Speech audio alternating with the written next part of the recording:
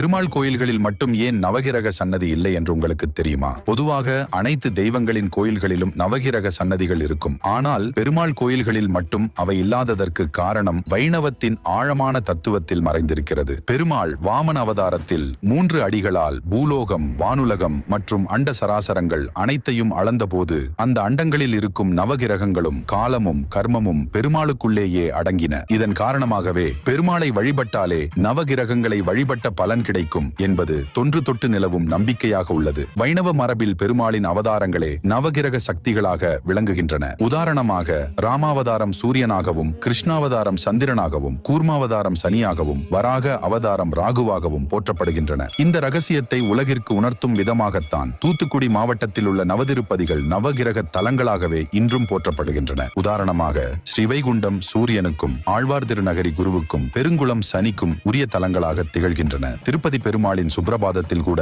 நவகிரகங்கள் அனைத்தும் பெருமாளின் தரிசனத்திற்காக காத்திருப்பதாக கூறப்படுகிறது. ஒருமுறை நாராயணா என்று சொன்னாலே பல பிறவிகளின் பாவங்கள் நீங்கி வைகுண்ட பதவி கிடைக்கும் என்பது ஐதீகம். உங்களுக்கு விஷ்ணு பிடிக்கும் என்றால் நமது சேனலை ஒரு சப்ஸ்கிரைப் செய்து கொள்ளுங்கள்.